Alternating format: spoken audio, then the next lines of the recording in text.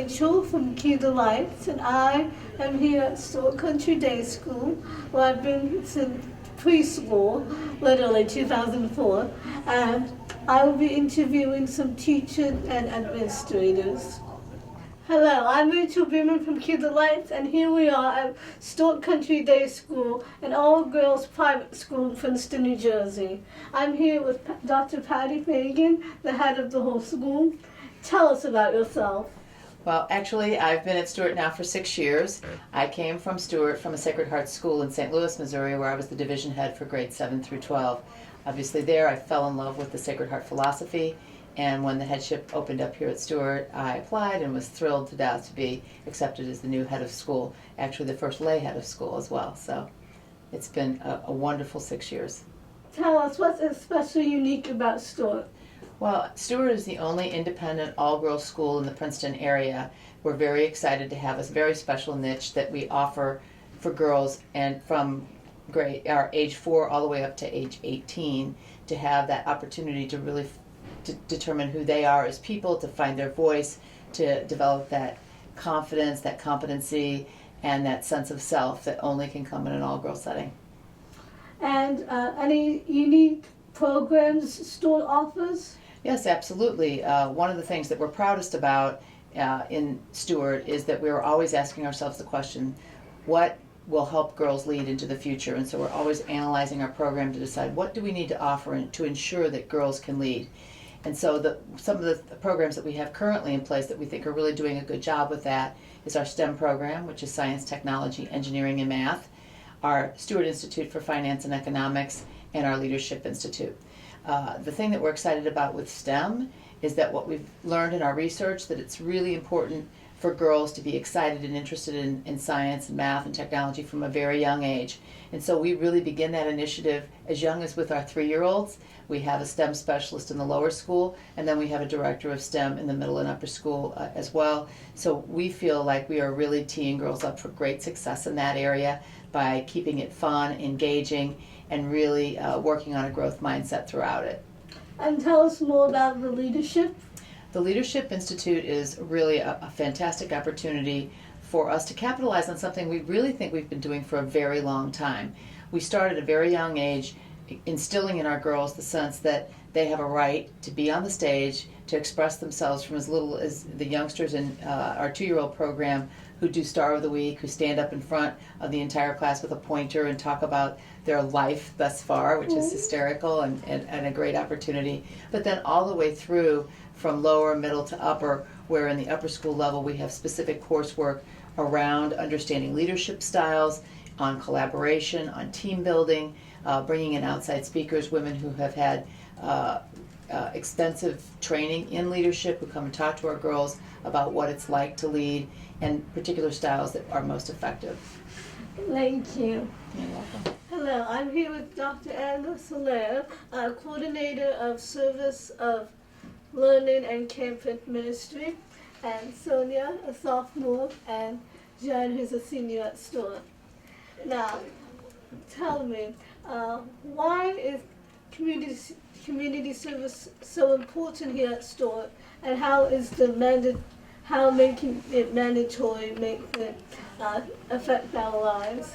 So Stuart is part of the network of the Sacred Heart, and we have 5 goals and criteria, and goal 3 is faith which impels to action. And so that's why we make service, quote, mandatory here. But the reality is that even though it's mandatory, the students really go above and beyond. So they're required to do a minimum of 50 hours of community service per year, but many students do 100, sometimes even 200 hours per year. Not because they have to, but because they actually enjoy it. And so I brought with me 2 students here who really have had the opportunity to participate in a lot of different service experiences here at Stuart. So Sonia runs our outreach program, which is a club for upper school students who really are interested in participating in additional service opportunities. And she's also been on a new program that we launched this past summer called the Urban Challenge. Do you want to talk a little bit about some of those?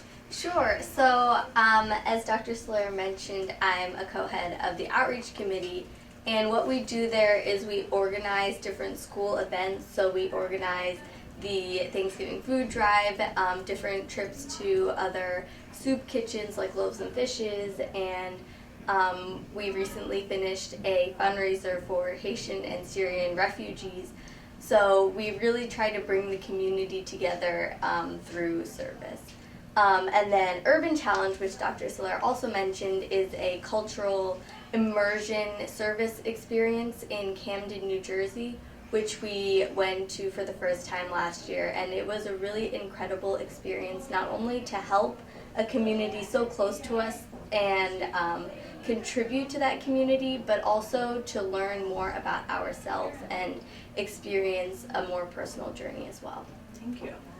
And then Jen is the co-head of the Campus Ministry Club, which is an organization here on campus that really tries to find ways to bring faith into the community and bring the community into faith discussions. And she also has been on the Appalachia Service Project 2 or 3 times, which is a really great service program that we've been running at Stuart for about 37 years. As Dr. Tazelaar said, I am co-head of the Campus Ministry Club, and we work to spread faith throughout the Stuart community. Not only do we plan large masses primarily in the beginning of the year, but we also have worked to create these blessing buddy connections between middle and upper school girls. And this has been a very gratifying experience because a lot of the girls in the middle school and the upper school were able to connect sort of in a faith type of way. So it's very important and has been eye-opening for me to plan. Also, I have been involved in the ASP Appalachian Service Project for 2 years, and it's been extremely eye-opening for me. And basically we went down to West Virginia and we worked on constructing and building houses and making them warmer, safer, and drier for families in the Appalachian region. So it was very eye-opening, and it helped me discover myself. Wow. And what other organization does Stuart help support? So Stuart has the opportunity through all grade levels to really connect with the greater community. So this past year we launched new service initiatives in the lower school through something called Goal 3 Days, referring back to the goals of the Sacred Heart Goals and Criteria. And that's something that happens in a handful of other Sacred Heart schools where the entire lower school focuses all aspects of their day towards some kind of a service project. And so they did one in November and one again in April, sort of looking at bookends of a curricular experience where the girls really had the opportunity to research, explore, and understand different communities, whether they were close by or even within our school as well as outside of the school, and really try to understand the needs as well as the gifts that come from those communities. And they came up with a variety of different service projects to really serve those communities. So that was a really cool thing that we do in the lower school. We partner with a variety of different farms in the area to talk about sustainability. We have sent students to some of the elderly homes in the area, elderly communities, to be able to spend time with residents there. In just a few weeks, Jen is going to join me with the rest of her senior class to be able to come and spend a full week doing a service immersion project in the Trenton area, where the girls will have the opportunity to go to one of 5 service sites and come back in the evening. So they'll do it every single day, and then in the evening time have the opportunity to reflect and discuss social justice issues that are connected with their faith and social justice course. Jen, would you be interested in talking a little bit about your project for this faith and social justice course? So for the Faith and Social Justice course, I am in a group with 3 other girls, and we're working on a project called Green Thumbs Up. And basically we're combating PTSD in Sierra Leone, specifically Freetown. And they were actually involved in a decade-long civil war from 1991 to 2002. So it was extremely traumatic and brutal. And a lot of people were affected by it. Actually, 90% of the population witnessed people being wounded or killed, so it was incredibly traumatic. And we're just working with the traditional healers in Sierra Leone to build a greenhouse. And this greenhouse will house herbs, and we'll teach lifestyle classes and just help the people have sustainable remedies to sort of de-stress them and make them live a happier lifestyle. And so this is part of this culminating course, as I mentioned. And so what happens in this course, it's the Invisible Issues Project. And each of the different groups spends time researching and understanding a different issue or topic that really connects, that they're really connected to. And they focus it through the lens of Catholic social teaching. And they focus on the lens of Catholic social teaching, and they all are responsible for creating their own nonprofit. And they are putting together a budget, which is actually due today. And this budget is for a request for $150,000 from a fake grant foundation. And they will be coming up against a panel next week where they're going to present to this panel of professionals who are actually members of the outside Princeton community, who have expertise in nonprofit work, or who are grant writers, or work for foundations. And the students are going to pitch their nonprofit to convince the panel to select them as the grantees of $150,000, which is not real. However, the winning teams will actually select a real nonprofit that does similar work to the nonprofit that they have created, and real monies will be donated on behalf of the student population. And so this is a really special course in my mind, because I really feel like it culminates the Stuart experience, and it really finds a way to marry the campus ministry experience with the service experience in a very Sacred Heart way. So I really love teaching this course, because it's just, it's a really wonderful way to watch the girls integrate all of their skills that they've learned over the last 4 or even longer number of years they've been here. When I was a student here, this was not a course that was offered, and I'm very jealous, and I wish that I had the opportunity to take this course when I was a student here. Hello, I'm with Dr. Tricia Medeiros, head of the upper school and director of Stuart Center for Girls Leadership, and Ms. Robin Henry, the director of college counseling. Now, Dr. Medeiros, tell me about some highlights of the upper school. Some highlights, Stuart is a really great, happy place where girls can make a lot of noise and be themselves. They can be leaders, they can stretch their limits. They really lead the school in a lot of ways, and our programs are really developed so that they can lead projects. We do a lot of project-based learning, for example, where they take ownership of their own learning. Can you tell us about the Center for Girls Leadership? Absolutely. So we're in our 2nd year at the Center for Girls Leadership at Stuart, and it really encapsulates a lot of different programs. So we have training for our teachers on how to teach leadership. We have what's known as a leadership endorsement.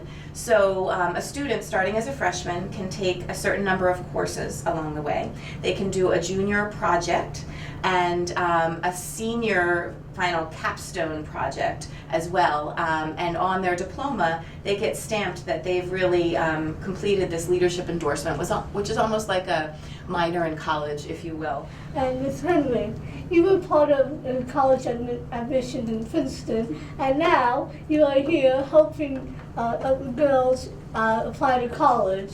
Which side do you like better? Oh, that's a great question, and a loaded one. But I would say that this side of the desk, so to speak, is a lot more fun, and it's a lot more engaging with the girls. I actually get to develop relationships not only with the students, but with the parents, with a community. Which, in the past I loved working in admissions, and I still feel like I'm part of admissions because I'm helping girls in that college process, which I love to do. But I'm also following girls through their journey through high school, which is wonderful. And at Stuart here, because we're such a small community, it's wonderful because I really get to know the students, not only the seniors, not only the juniors, but freshmen, sophomores, even some of the middle schoolers make their way into my office and ask questions about colleges. And how do you do your job? Oh, well, that's a great question. Here at Stuart, the process of college counseling really begins in the junior year, but I start talking to the girls even as early as sophomore year. A lot of them start the college process visiting colleges going on those college tours, taking the PSATs in the 10th grade. And so they start thinking about college and what do these test scores mean? What courses should I be taking? And I do look at all of the courses for freshmen, sophomores, juniors, and seniors. But we do have a college seminar for juniors and for seniors specifically about finding the best colleges for that particular student. It is an individual process, a holistic process. So, one school for one girl might not be the best school for another girl. It really is about what's the best fit for you. And because of our size, I really can get to know the girls and what makes them tick, what they're interested in, what would really make girls thrive after they leave Stuart. And the girls do very well. So the process really starts in junior year in earnest, where I talk nothing about college to the girls. And then in sophomore and even freshman year, I really just kind of get to know them a little bit. I see them in the Upper School Resource Center. I see them in the plays. I see them at morning meetings, and I just try to get to know them. If I see them singing, I always, whisper to Miss Portlock or Dr. Medeiros, who is that singer? Wow, she's great. I'll find a good college for her. So I do try to poke around and find out who the girls are and what their talents are and what their strengths are, and I keep them in mind in the back of my head. So when I do get to that point in junior year, I already have some schools in mind for them. Hello, I'm with Darwin at the head of the lower school. So please tell us about the lower school and about the TOTS program. And about the TOTS program. Okay, so thank you for having me. I'm delighted to talk about the lower school, particularly now because we've had quite a transformation in the lower school, as you can see. Our physical space is completely new and renovated from just this past summer. And what's really lovely about the renovation is that while the scenery is beautiful and the walls look wonderful, the idea really behind the renovation was to help us really instill the kind of learning that we wanted to instill for the girls. And so before, when we were in our older model, we were very siloed in nature, so every classroom teacher was doing some wonderful work in the classroom, but one teacher didn't know what the other teacher was doing because we were behind 4 closed walls. So a lot of the idea behind this renovation was to really literally and figuratively break down the walls and have some real interdisciplinary work happen between the teachers. And so now we're very collaborative in nature. The teachers communicate quite often with each other and have a really good sense of what's going on in each other's classrooms. And so now we've got the literacy teachers and the STEM teachers working together, and we've got the math teachers and the art teachers working together to really create this idea of interdisciplinary work for the girls so that they're engaged in their learning, they understand connections between their disciplines. So it's really transformed not just the physical space, but the way that we teach our girls. So it's been so exciting, and I have to tell you, we're still learning ourselves in terms of how to use this space and how to really move the curriculum forward, but it's been really energizing, really exciting for both the faculty and for the students. So we are very, very blessed to have this new space. Hello, I'm with Mr. Robert Masonic, the head of middle school and the assistant head of academic leadership, and Ms. Hoffner, a French teacher here, and the director of Shape and Exchange program. I will start with you. So tell us about some highlights in middle school. Sure. I think Stuart's Middle School is a great place for girls as they go through that transformation of adolescence from the wonderful young lower schoolers to the very mature and confident upper schoolers. And really we're a 5th through 8th grade model that does a lot of project-based and problem-based learning, so it's hands-on, active. So right now our 6th grade are working on the world's water woes, investigating the cause of water scarcity and what can be done to make sure that everyone has access to clean water. But we want it to be a place where girls can grow and thrive academically, athletically with tremendous sports teams. Our lacrosse team just finished the season undefeated, spiritually and growing in that and their knowledge and faith in God. But also becoming good people to use all this information and things they're learning to go out and make the world a better place. So it's an exciting place. You might hear in the background kids chattering and, as you remember, high energy in middle school, but a place where girls can have their own space and do amazing things. And as assistant head, what do you do?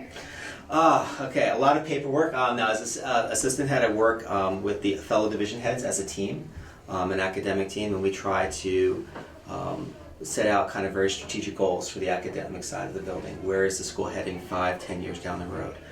So a lot of meetings, but a lot of discussions with faculty, with parents, as we try to look at scheduling, look at curriculum, to figure out how do we provide the girls the best learning experience possible from preschool all through 12th grade, make sure it's consistent, make sure it follows the goals and criteria and the mission of the school.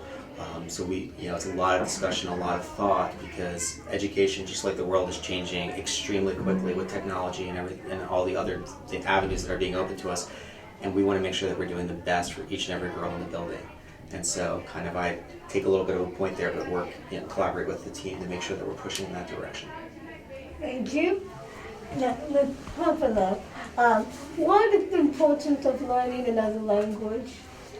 Okay, so I have so many things to say. It's very important. First, because it's fun. It's really fun to learn another language.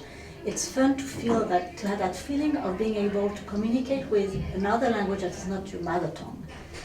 But more than that, you have also, the world becomes more and more dependent, and it's very, very important for us to get to know each other better, to get to know cultures better. When you learn another language, it gives you the ability to really step inside the mind of other people, step inside the mind of the context of other cultures, and that's how you can really be able to have a different vision of life. And this is really crucial to be able to understand the world. Another reason is that, it provides you the ability of getting better in your own language, and getting better of increasing your native language ability, of even understanding your own self and your own culture better. When you're discovering a new culture, you realize that, oh, my culture, I never asked myself why I do like that. So learning another language helps you become have better knowledge of your own language and your own culture. Hello, I'm with Michael Schwartz, the Director of STEM Programs, and Jen Baldwin, who is part of the Fine Arts Chair, the Dean of Middle School Students, and Director of Arts and Summer Programs. Ms. Baldwin, talk about yourself. My goodness, Rachel. I am fortunate that I wear many hats at Stuart Country Day School. The first hat that I wear is I am chair of the Visual and Performing Arts Department, which means that I get the wonderful opportunity to oversee all of the skill-based programs, the foundational department, such as painting and drawing, photography, music composition, the AP classes that we run in the arts department, as well as extracurricular activities such as our fall play. Our girls went to the International Fringe Festival last year and presented. We do musicals every year, and I have the opportunity to also supervise a lot of internal programs that happen at our beautiful spaces that are performing spaces here at Stuart Country Day School. So there's one hat. The second hat is that I am the Dean of the middle school. I get the opportunity to work with students from 5th grade through 8th grade and set them on a path for success, which is wonderful. And Dr. Schwartz, how is STEM beneficial to girls, and why is it so advantageous in today's society? Thank you, Rachel. Well, STEM is an acronym for science, technology, engineering, and math, and we all are aware that women are very much underrepresented in these fields as careers, and being at an all-girls school, it's a very great opportunity to try to increase girls' interest in STEM and at least have them consider a career in STEM when they go to college. My job is Director of STEM Programs K through 12, and kindergarten is very important because that's when the foundations of STEM begin.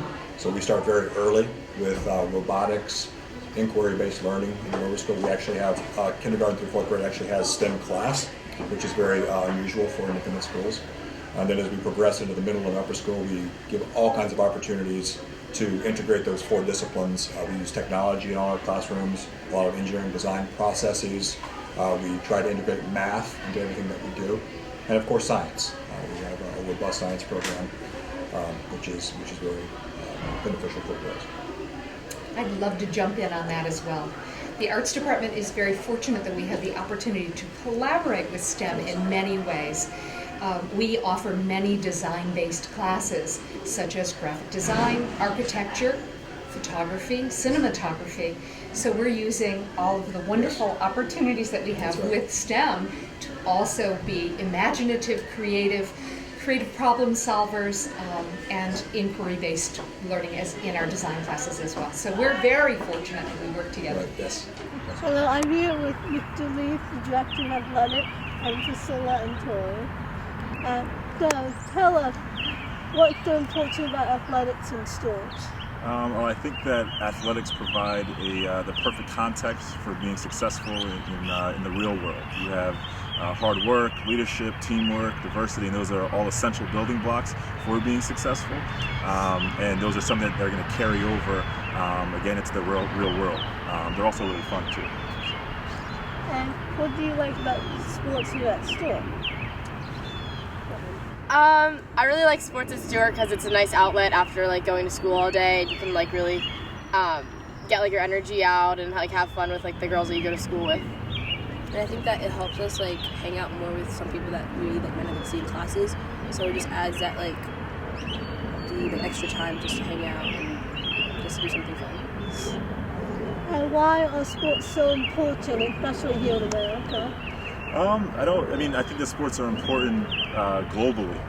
Again, I think it's just a way to like Tori said, an outlet. But really, I think at the core of it, it provides a context to be again successful in the real world. You're going to have someone like Tori who's going on to college next year, and all of that grit and rigor and the adversity she's faced in the field, this exact field. She's going to be able to it's applicable to the classroom as well, and then once she graduates college, it's going to be applicable to her whatever she ends up being. And do you think sports here are better than those in other schools? Or anything unique? I think our sports are good, and I think we are just like really improving a lot. I think since my freshman year to now, we've improved by so much, especially field hockey, which is my main sport, and lacrosse. We've just gotten so much better, and we've really grown as a team, which is like the most important thing that you can have on athletics or in athletics. Yeah, I think like we're different because like, in that like it's an all-girls school. So like for track, for example, like we don't like compete like for the boys events, obviously. So I think that like that adds that tinge of diversity, which also helps divide us out, and so we stand out like among different schools. Thank you.